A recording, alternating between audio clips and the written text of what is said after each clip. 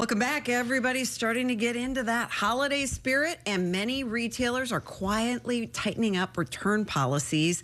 Might seem like a routine part of doing business, but according to the National Retail Federation, returns cost retailers almost $890 billion each year.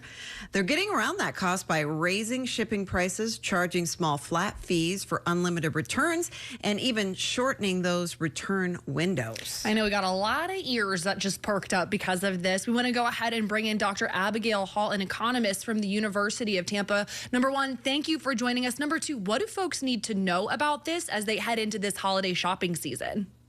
So people just really need to be aware that some retailers' policies who may have previously had very broad or open returns, they might be changing those policies this season. So when you go out to buy gifts for family and friends, or maybe you're doing a little bit of shopping for yourself, make sure that you check the return policy because it might be different than the last time that you shopped. I know we are getting so many comments on this online, starting with Heather, who says if Amazon stopped accepting returns, I'm guessing, they'd lose a ton of business. I mean, I think Amazon is the one that prompted almost all retailers to have to do the free shipping in the first place and accept returns. A lot of times you have that Prime membership so you can make all those free returns.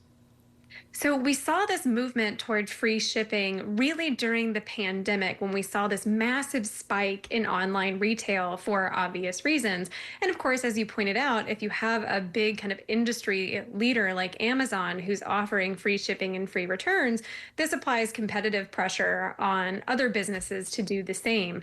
But as companies have found out is that when you try to make the supply chain go in reverse, that's also really expensive. And so you're talking billions of dollars a year on returns. And companies are now having to try to figure out this kind of fine line between still providing returns that are accessible and easy for their customers, but also trying to not lose so much money on returns. I know a lot of the early shoppers are really going to struggle with some of this. Joyce, another comment that we have, says, I hate this as I do early Christmas shopping, then the gift recipient can't return something that doesn't fit, etc. So this is going to affect people who are receiving gifts, giving gifts, but also how's it going to affect the businesses who are making these tweaks to their policies? Are they going to lose business?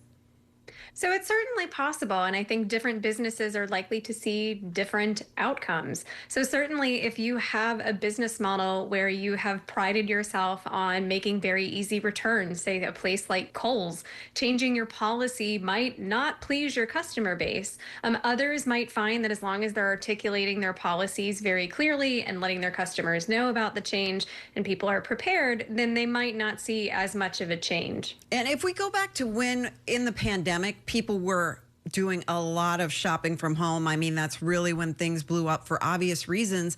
But now I think people are a little used to ordering 10 outfits from a store and being able to return it. It's like doing the dressing home in your own living room instead of going to the store and shopping. But that also puts a strain on the environment, shippers. There's a lot of costs to doing that much online shopping.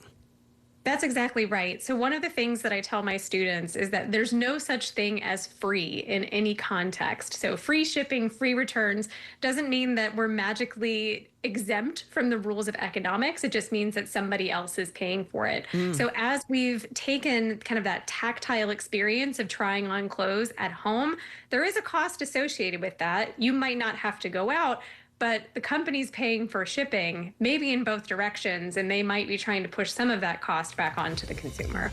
Well, we appreciate you for joining us for sure. Thanks so much. Stacey, do you think this means a return to brick and mortar stores? Maybe a little bit for you more.